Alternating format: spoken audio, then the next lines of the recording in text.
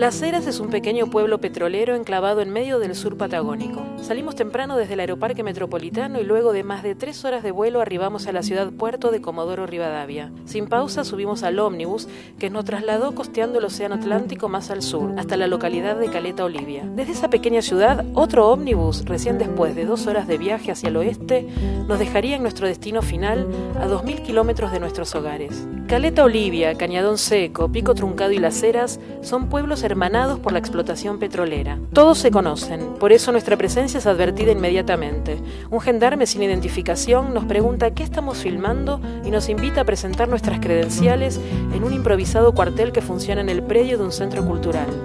Es que la presencia inusitada de más de 300 gendarmes desde los acontecimientos del verano pasado desborda la capacidad de un pueblo sin cuartel ni hoteles de magnitud. Cuando nos negamos a acompañar al soldado, alegando que no presenta su identificación obligatoria, la cámara queda encendida y registra sus palabras sin que él lo advierta. Nos dice que están ahí por orden del presidente de la nación, porque la policía fue desbordada por el alzamiento de todo el pueblo.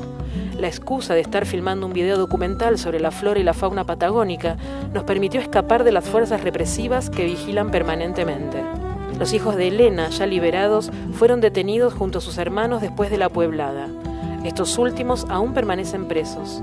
Ella y otras mujeres que son madres, esposas, novias, hermanas e hijas de los detenidos crearon una comisión para reclamar por su libertad. Hoy, cuando el miedo recorre las calles de Las Heras de la mano de gendarmes y policías, estas mujeres son las únicas que se atreven a desafiar el orden impuesto mediante la represión. Pero la sangre, los golpes y la muerte no son nuevos en este territorio. Entre 1850 y 1880, estas tierras fueron arrebatadas por el Estado Nacional a los pueblos originarios, que fueron literalmente exterminados.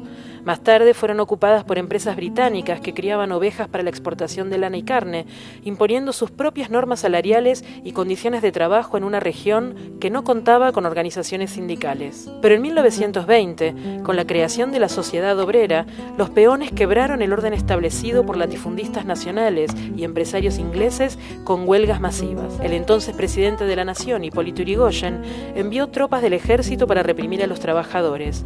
En Las Heras fue ejecutado uno de los líderes obreros. Más de 1500 fueron fusilados, degollados, heridos y detenidos.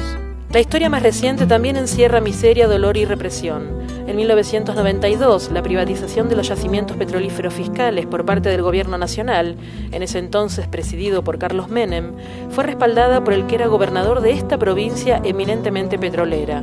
Su nombre, Néstor Kirchner, y actualmente ocupa el sillón presidencial en el momento en que hacemos esta entrevista. Su apoyo a la privatización de la riqueza nacional fue recompensado en aquel entonces con $500 millones en concepto de regalías que fueron girados a bancos europeos. Fue así como llegaron los Halliburton y otras empresas de los Estados Unidos que abandonaron el país cuando pocos años después cayó el precio internacional del crudo. Las Heras, de un día para el otro, perdió la mitad de su población, que huía de la desocupación y la miseria. De un modo que ninguna estadística puede explicar, en 2 años se suicidaron más de 20 jóvenes en este pueblo tan pequeño del sur argentino. Pero la actividad volvió a repuntar y otras multinacionales y empresas que tercerizan servicios petroleros se radicaron en la región. Repsol, Pan American Energy, Vintage Oil, Dolan, Tecpetrol, Chevron, Metapret, Indus y Argentina 2000. Mientras tanto, la riqueza es solo para las empresas extranjeras que hacen sus negocios y para el gobierno provincial que cobra $250 por minuto en concepto de regalías, con los que mantiene un fuerte aparato clientelar. Para los trabajadores, contratos precarios, jornadas extenuantes, condiciones deplorables y salarios miserables. Como a principios del siglo pasado, la mayoría de los petroleros de hoy no están encuadrados en los convenios legales. Bajo la figura de trabajadores de la construcción, cobran menos que otros operarios de su misma rama industrial. Por eso reclamaron. Durante el año 2005 los petroleros hicieron huelgas, movilizaciones y cortes de ruta junto a trabajadores estatales, docentes, obreros de la construcción, pesqueros, mineros y desocupados. Pero en el verano del 2006 el conflicto tuvo una escalada inesperada. Los trabajadores cortaban la ruta y el acceso a la planta de Repsol y el líder de la protesta fue detenido. Entonces, alrededor de 1000 manifestantes rodearon la comisaría para reclamar la libertad del dirigente obrero mientras la gendarmería custodiaba los yacimientos. En medio de los disparos policiales contra la multitud, un oficial cae muerto y 30 manifestantes son heridos. Inmediatamente el gobierno nacional envía más de 200 gendarmes para contener la protesta. Después de 18 días de huelga en los que se paralizó la explotación del yacimiento de Las Heras, parecía que el conflicto se resolvía a favor de los trabajadores. Sin embargo, días más tarde, la jueza que intervenía en el caso de la muerte del policía ordena la detención de decenas de manifestantes. Rápidamente, las mujeres organizan una comisión por la libertad de los presos. Organizan movilizaciones hasta el juzgado de la localidad vecina de Pico Truncado. Soportan el asedio de militares y policías apostados en la región. Una de estas mujeres es Elena. Tiene 44 años y cuando nos dice su edad, pensamos que no dista mucho de la nuestra. Sin embargo, las inclemencias del tiempo, pero fundamentalmente las de la vida dura y penosa que le ha tocado, le dan la apariencia de una mujer mayor.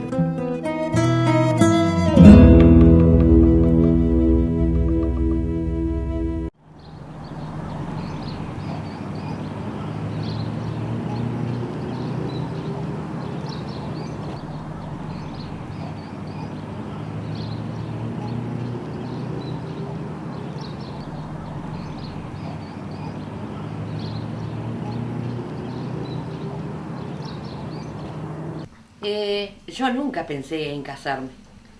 ¿Ah, no? No. Nunca pensé en casarme ni tampoco llegar a tener un marido ni nada de eso. ¿Por qué? ¿Qué pensabas? ¿Cómo pensabas que iba a ser tu vida? Lo que pasa es que yo crié a mis hermanos y era como que yo ya había hecho el papel de mamá, ¿entendés? Y quise estudiar y nunca lo pude hacer. Y me quedaban cosas pendientes. Yo digo, bueno, si me caso es como que ya iba a ser para mi familia. Yo digo, no me voy a casar. Pero, oh sorpresa, me había quedado embarazada. Así que, bueno, me decidí casarme. Y si, bueno, yo decía, si él no lo quiere, lo tengo igual. Ese era mi lema, ¿viste? Dice, no vamos a casar. Así que, bueno, decidimos un día sacar el turno al registro civil y ya. Y eso son las ganancias que se lleva el país. O sea, el gobierno. Mis hijos, mi padre ha trabajado en el petróleo y siempre ha cobrado mal. Se ha muerto de frío en los tiempos de invierno, unas escarchas, unas heladas, unos fríos que ellos llegan pero mal. Vos sabés cómo se sufre. O sea, yo sé cómo se sufre eso y yo sabiendo que estoy en casa todo el día calentita, entonces como que yo me pongo en los botines de ellos. Es toda una jugarreta del gobierno, lo que está pasando ahora. Y el gobierno es como que es una maraña. Entonces la justicia, el gobierno y todo está todo en el mismo proceso, ¿entendés?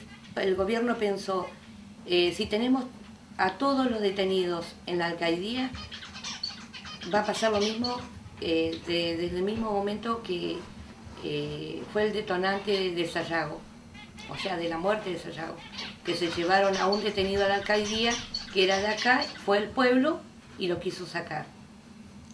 Si hubieran detenido a todos estos trabajadores acá, el pueblo iba a ir a reclamar ahí.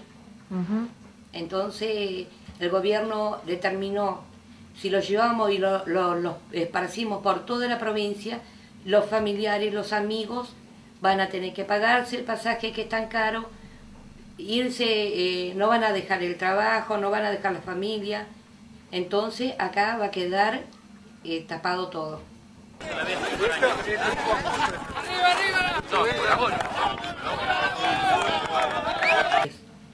Que ya estaban cansadas y que están cansadas de mirar televisión, mirar las novelas, iban a salir a gritar todo esto.